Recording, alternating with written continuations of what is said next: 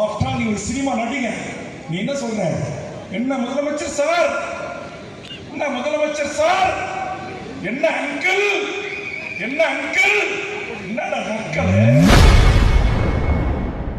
தமிழக வாழ்வுரிமை கட்சி தலைவர் எம்எல்ஏ வேல்முருகன் தமிழக வெற்றிக் கழக தலைவர் விஜயை தாக்கி பேசியுள்ளார். திமுகவின் மீது 1000 விமர்சனம் இருக்கலாம். மிஸ்ஸா காலத்தில் சிறையில் அடிபட்டு உதப்பட்டு ரத்தம் சிந்தி இந்த நாட்டுடைய முதலமைச்சராக முத்துவேல் கருணாநிதி என்கிற அந்த மகத்தான மனிதன் ரத்தம் சிந்திருக்கிறார், ஜெயிலில் கிடந்திருக்கிறார், அடி வாங்கியிருக்கிறார்.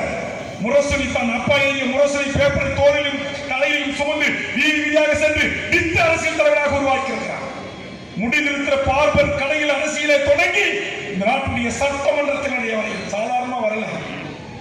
மேயரா, அமைச்சரா, துணை முதலமைச்சரா, அதற்கு பிறகு இந்த நாட்டுக்கு 5 முறை முதலமைச்சராக இருந்த கலைஞருடைய மகனே இந்த படிநிலைகளில் இருந்துதான் இந்த மக்களை சந்தித்து துன்பப்பட்டு கஷ்டப்பட்டு உதப்பட்டு அடிபட்டு போலீஸ்காரனுடைய சூசாய்ச்சி காலங்களாக மிதிச்சு அவர் வாயே கோடி போச்சு.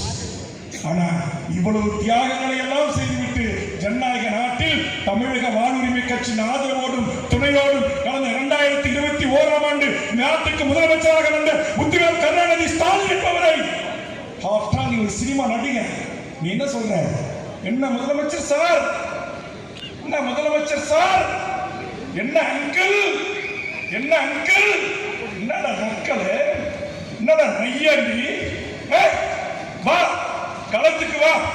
இங்க ஹைட்ரோ கார்பன் திட்டம், ரீசார்ஜ் திட்டம், ஓஎன்ஜிசி திட்டம் என் மக்களுடைய விவசாய நிலங்களை பாழாக்கி பாலைவனமாக்க மோசமான நாசகார திட்டங்களுக்காக போராடி எத்தனை தலைவர்கள் சிறை சென்றிருக்கிறார்.